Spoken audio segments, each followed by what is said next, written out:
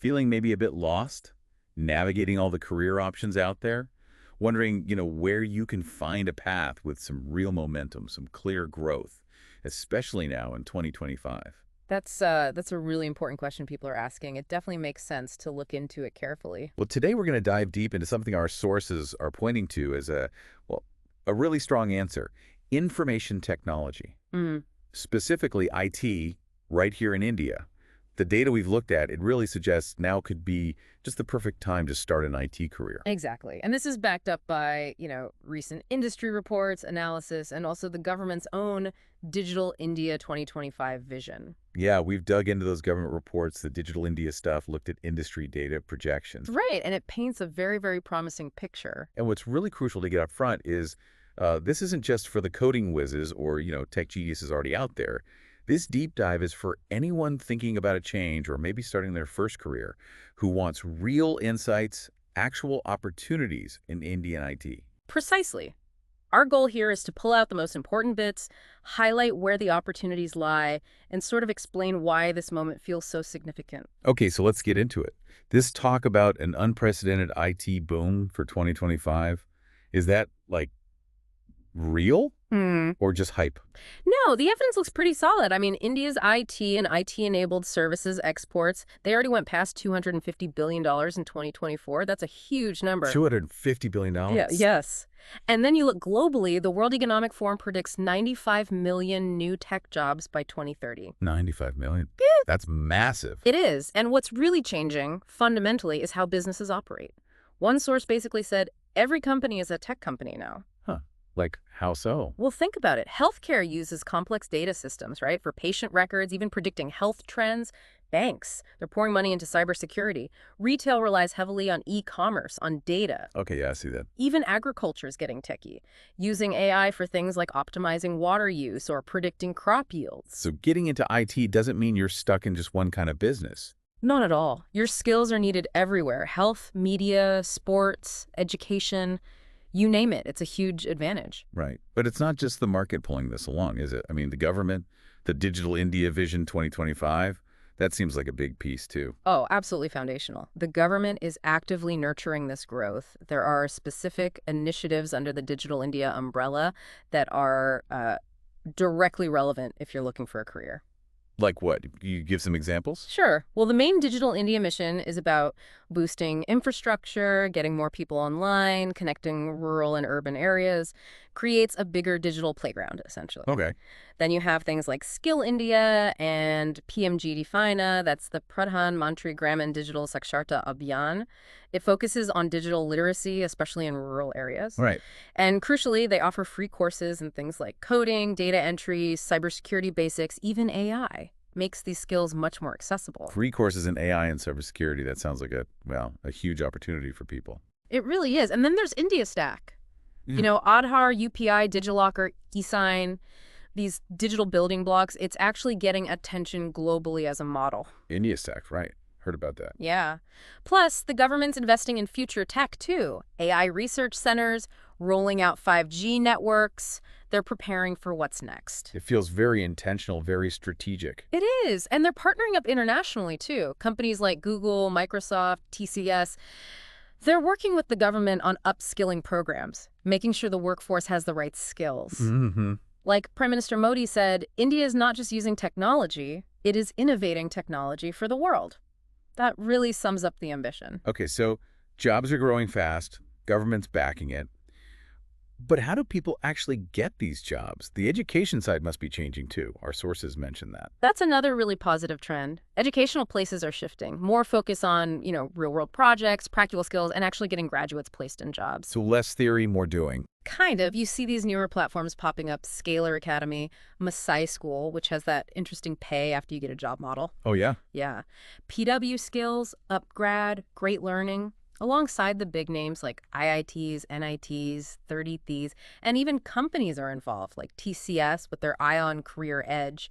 Plus, accessible options like Apna College, Newton School, Coding Ninjas. Wow, that's quite a list. And a lot of them seem really focused on that job outcome. Exactly. Many are designed specifically to take people, maybe even without a tech background, and train them for roles like software developer, UI/UX designer, data analyst. That's fantastic news for career changers. And what's really inspiring, I think, are the stories coming out of Tier 2 and Tier 3 cities. Students from smaller towns getting placed in Google, Amazon, Microsoft, Infosys, Wipro. Really, big names like that. Yeah. And with really good salaries, sometimes over 40 lakhs per annum, it shows that good tech education is becoming much more widespread. Okay, that 40 LPA figure. Mm. Let's talk salaries. That's obviously a big question. How does IT pay stack up against other fields in India? Right. This is what one source called the $1 million truth. In IT, your salary is really tied to your skills. So for freshers, starting out in IT or software development, you're typically looking at, say, 6 to 12 LPA on average. 6 to 12 lakhs starting. Okay. Now compare that. An MBA from a non-IIM school might start around €5 LPA. Government jobs, maybe €3 EPS LPA. Core engineering, often €3.05 LPA. So you see the difference right away. Yeah, that's a pretty clear advantage right from the start. Definitely. And the growth potential is strong, too. Mid-level IT folks in India, they can realistically move into the €20-30 LPA range. 20 to 30 lakhs. Nice. And then there's the remote work factor, working for international companies, getting paid in dollars. That can push the equivalent salary up to 30-80 LPA, sometimes even more. That remote angle must be incredibly appealing, financially and just for lifestyle flexibility. Huge appeal. And platforms like TopTal, Turing, Deal, Upwork, they're actively connecting Indian talent with these global remote jobs. And it's not just remote work, right? There's a global demand for Indian IT talent in general, working on-site too. Oh, absolutely. India graduates a huge number of tech people every year, and companies all over the world are hiring them, both for jobs in India working remotely and for positions abroad. Which countries are particularly active in hiring? Key ones mentioned are the US, Germany, Canada, the UAE, Australia. They're actively looking for Indian tech professionals, offering work visas, permanent residency routes, or those remote options we talked about. And we see Indians reaching the very top levels globally in tech, don't we? We certainly do. Satya Nadella at Microsoft is the obvious example, but there are many others. And it's not just a temporary thing. It feels structural. The world runs on tech now. It's being built with code, and India is a major engine for that talent. Okay, but let's address something important. For listeners who maybe hear IT or tech and think, oh, that's not for me, I can't code. Our sources were clear on this. IT isn't just for coders. That is such a crucial point. There are tons of really well-paid, important jobs in IT that need little or even zero coding. Like what kind of roles? Well, think about UI/UX designers. They make software easy and pleasant to use. Business analysts, they bridge the gap between what the business needs and what the tech team builds. Tech support specialists, essential problem solvers. SEO analysts helping websites get found online. Okay. Cybersecurity executives protecting data, super important. QA testers making sure software actually works. Product managers guiding the whole product strategy. Cloud support folks keeping the cloud infrastructure running smoothly. Lots of options. It really is a much broader field than maybe people assume. Exactly. And you don't necessarily need a 4-year computer science degree for all of these. Short courses, certifications, people from arts backgrounds, commerce backgrounds, they can definitely transition into IT. Where can they find these kinds of non-coding courses? Platforms like Coursera, Google Career Certificates, Udemy, PW Skills, they all offer courses tailored for these kinds of roles. So if you're listening and maybe thinking about data science specifically, but feel a bit overwhelmed about where to begin. Yeah, I'd personally recommend checking out 365 Data Science. It's designed to be beginner-friendly, covers the whole spectrum from basics like Excel right through to Python and machine learning. Definitely worth looking into. The link's in the description. Great resource. Yeah. Okay, another big topic that always comes up, AI and automation.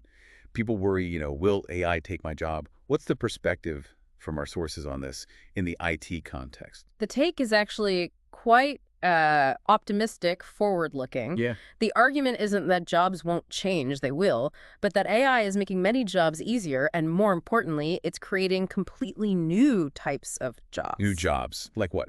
We're already seeing titles like AI prompt engineer, people who get the best results out of AI models, chatbot designers, AI ethics consultants thinking about the responsible use of AI, MLOps engineers getting machine learning models working reliably in the real world. ML. So the thinking is, it's not about fearing AI, it's about learning how to use it. It becomes a tool that makes you more effective. Adapt and collaborate, not resist. Exactly. Learn to work with the AI. Now, thinking about parents, they often prioritize stability, long-term prospects for their kids' careers. What does IT offer on that front? That's a fair concern, and IT actually scores pretty well here. You generally have clear career paths, lots of global opportunities, that increasing flexibility with remote work, high earning potential as we discussed, and, well, you have to keep learning, which keeps the field dynamic but also keeps your skills relevant. So built-in future-proofing, in a way. Kind of, yeah. Plus, there are often good benefits, things like ESOPs, employee stock options bonuses, chances to work abroad on projects, good healthcare packages. ESOPs, right. It adds up. It makes IT look less like just a job and more like a sustainable career, a lifestyle that supports growth, both professionally and personally. And to make this real, our sources highlighted some actual success stories from India, didn't they? Yeah. Yeah, these really drive the point home. You've got Ritesh Agarwal, founder of OYO Rooms, used tech to build a massive hospitality startup. Shraddha Sharma, founder of Your Story, successfully merged media and tech. And it's not just the famous founders. Sources mention countless stories of people from smaller towns, learning coding, maybe from YouTube tutorials, and becoming successful global freelancers, building great careers for themselves. It really shows what's possible with drive and access to learning. Absolutely. The message is clear. You could be that next success story. It just takes, getting started, taking action. Okay, so for someone listening right now feeling motivated, what's the action plan? What steps should they take in 2025? Based on everything, it boils down to maybe 5 key steps. First, choose your path. What interests you? Programming, design, data, management. Figure that out. Step 1, choose. Got it. Second, pick a platform to learn. Could be free stuff like Free Code Camp or structured programs like Scalar, Coursera, or placement-focused ones like Masai School. Find what fits you. Step 2, learn. Third, build stuff. Make projects. Show what you can do. Put them on GitHub if it's code, or have a portfolio. Evidence matters. Right, portfolio's key. Step 3, build. Fourth, apply. Get out there. Use LinkedIn, Internshala, Naukri. Apply for jobs, apply for internships. Get your foot in the door. Step 4, apply. Makes sense. And fifth, keep learning, keep upgrading. Technology doesn't stand still. Learn new tools, maybe contribute to open source, join online communities, stay current. Step 5, keep upgrading. That's a great, clear plan. And just to recap some free resources you mentioned, freecodecamp.org, roadmaps.sh, W3 Schools, YouTube channels like Code with Harry, Apna College, lots of ways to start without spending money. Exactly. And remember, it's not just coding. Product manager, UI UX designer, technical writer, data analyst, BI professional, digital marketer. Huge demand for these roles, too. And the job security, the salary growth. Yeah. The data seems to back that up strongly. Very strongly. Naukri.com, LinkedIn, India, data. It all points to IT having really good job security and significant salary growth. Competitive entry salaries, big jumps mid-career, and yeah, potential for 1 crore plus in niche roles or working abroad. And it's skill-based, right? So younger people can potentially out-earn more experienced people if they have the hot skills. That's a key feature. It's much more meritocratic in that sense. Skills often trump years of experience when it comes to earning potential in IT. Okay, and for listeners really keen on that data side, wanting a structured way to get those skills. Then, yeah, I'll mention 365 data science again. If data analysis or data science is your target, it's a great platform to check out, really designed to take you from beginner to job ready. Links in the description. Perfect. Now let's talk about the really big numbers, the global salary potential. Yeah. What can Indian IT pros earn internationally? Right, this is where it gets really impressive. In the US, for example, skilled Indian engineers at places like Google, Amazon, Meta, total compensation, including salary, bonus, stock, can be anywhere from, say, $150,000 to $300,000 a year. Wow. Yeah. What is that in rupees? Like 1.2 to 2.5 crore? Roughly, yeah. It's significant. And it's not just the US, Canada, Germany, the UAE, strong demand, high salaries for skilled Indian talent with good communication and the right certs. And this isn't just like 1 or 2 superstars. It's a growing trend. It's definitely a growing trend for those with the right combination of skills. It really positions IT as a pathway to, well, genuine financial freedom and an international career, if that's what you want. So if we had to boil this whole deep dive down to one key message for listeners. I think the core takeaway is this. India is becoming a global digital powerhouse, and an IT career right now offers this amazing combination of government support, huge global demand, great salaries, and really flexible ways to learn and get started. It really does feel like a unique moment, a unique opportunity. It does. I loved that line from one of the sources. Your laptop is your passport. Your skills are your visa. That's powerful. Really captures it. So the call to action is pretty clear then. Absolutely. Start today, learn, build, earn, and, inspire others too. And that final thought we want to leave everyone mulling over. Just this, the future is being built with code, with technology, and it's calling your name. India is ready. The question is, are you? Thanks for watching. Stay connected and like and subscribe for more updates on the channel.